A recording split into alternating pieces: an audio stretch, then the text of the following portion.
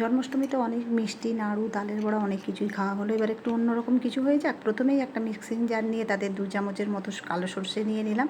আপনারা চাইলে 1 চামচ কালো সর্ষে, 1 চামচ সাদা সর্ষেও ইউজ করতে পারেন। এরপর এতে বেশ কিছুটা কোচানো নারকেল দিয়ে দিলাম। তারপর 5টার মতো কাঁচা লঙ্কা দিয়ে দিলাম, 4-5টা। এর মধ্যে একটুখানি লবণ দিলাম, দিয়ে এখানে 4টের মতো কাজু দিলাম। বাড়িতে আছে বলে খুব বেশি দেবেন না, এরকম 3-4টে দিলেই হবে।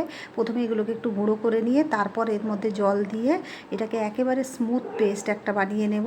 দেখুন পেস্টটা খুব সুন্দরই বানানো হয়েছে, একেবারে কোনো নারকেল ফারকেল করা নেই। এরপর আমি কিছু চিংড়ি মাছ নিয়ে একেবারে খোসা ছাড়িয়ে রেখেছি। চিংড়ি মাছটা অল্প একটু লবণ মাখানো ছিল। এরপর আমি যে পেস্টটা বানালাম পেস্টটা এর মধ্যে দিয়ে দিলাম। ভালো করে মিক্সির জারটা মুছে পেস্টটা দিয়ে দিতে হবে। এরপর বেসিক যে একটু হলুদ দিয়ে এর মধ্যে এটাকে ভালো করে চামচটা মুছে এর মধ্যে পোস্ত, কাজু, নারকেলটা নিয়ে ভালো করে এর সঙ্গে মাখিয়ে নিতে হবে। দেখতে খুবই সুন্দর হয়েছে। বেশ খানিকটা সর্ষের তেল একেবারে ঝাঁঝালো দিয়ে একটুখানি রেখে দেবেন, আবার দিতে হবে। দিয়ে আর একটু লবণ দিলাম, কারণ আমার মনে হলো লবণটা একটু কম, কারণ আমি সর্ষে বাটার সময় আর মাছটাতে একটু মাখিয়ে রেখেছিলাম। দেওয়ার পরে উপর থেকে 2-3টে কাঁচা লঙ্কা সুন্দর করে সাজিয়ে দিলাম। আপনারা ঝালটা যেমন খান এই পর্যায়ে আরও বেশি লঙ্কা দিতে পারেন।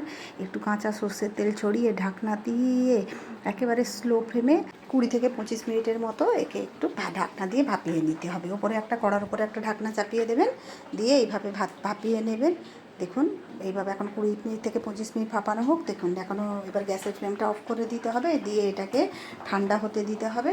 ঠান্ডা হওয়ার পর যখন নাহলে কৌটোটা খুলতে পারবেন না, এখন এরকম ঢাকা দিয়ে ঠান্ডা হতে দিন। যখন ঠান্ডা হবে এরকম খুলুন আর গরম গরম ভাতের সঙ্গে পরিবেশন করুন।